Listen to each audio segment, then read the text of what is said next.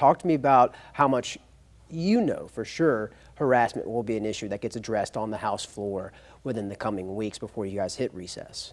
Well, there obviously have been a wave of allegations on all fronts the last 2-3 weeks to a month or so. I anticipate that in the case of the individual members in the Senate, the candidate Roy Moore in Alabama, depending upon whether or not he wins that race, you're going to see the Ethics Committee take a good look at all of this, and I think the respective chambers will treat their colleagues in accordance with what they view to be appropriate. And so we'll just have to see. I am not going to rush to judgment on any of it because you don't know what's true and you don't know what's not true. But that's why we have ethics committees. That's why those investigations will take place. I will say this though, from my own personal standpoint, anybody who has aggrieved any individual, or particularly a minor, if they've done so, they need to resign, or in the case of Roy Moore, if in fact he knows, and in his mind and heart he knows that he is, or that those allegations are true, then he should step aside. That's just my personal opinion on it. But in the case of Alabama, the voters of Alabama they'll be the jury and the judge, and that's obviously going to be a key calculation in how people cast their votes. And should he win, I think the Senate is going to have an investigation, and they'll come to their conclusion. And I wouldn't be a bit surprised if he is expelled, once he gets sworn in. If in fact the majority, in fact 2/3 majority of the Senate feels like he should be. You see that Senator Franken as well as Representative Conyers, they're both acting on allegations and making sure that they are not being combative or things like that, like we are seeing with the Senate candidate.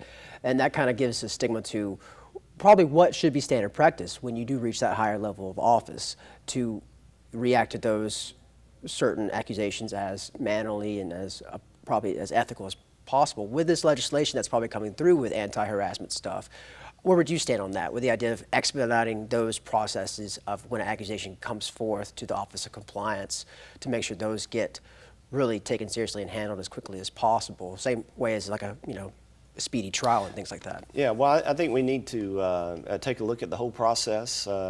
This whole slush fund deal for settlements, et cetera, I never knew anything about that until the news broke on it within the past week. The colleagues that I know and have talked to about it, they weren't aware of any of that either. So when we get back this week, we'll have a conference meeting, House Republican conference meeting on Wednesday morning. We have one usually every Wednesday. And I'm sure that's going to be a major topic of discussion. When did all this get put in place? Why was it put in place the way it was? Why is all this considered confidential?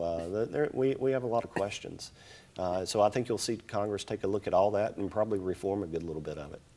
The biggest thing is we're entering that 2018 election year, and with whatever comes out of Alabama within a week or so, when that election is finally figured out, I want to say December 12th, where do you think that'll also put the harassment legislation if it doesn't make it through 2017? Where will that put it in terms of a get-done kind of item when 2018 rolls around? I think it'll be very high on the agenda, just given the media scrutiny, over it. So I anticipate that when we get back, obviously we're dealing with tax reform. We're going to have the end of the year budget negotiations. That's going to take a high priority. We have the immigration issue in terms of what do you do with the DACA kids that are here. I think that will get resolved as part of a bigger immigration compromise probably in the first quarter or maybe second quarter of next year. And I don't anticipate that anything related or any legislation related to sexual harassment or reform of the process in terms of how we investigate and manage particular issues, particularly the Ethics Committee.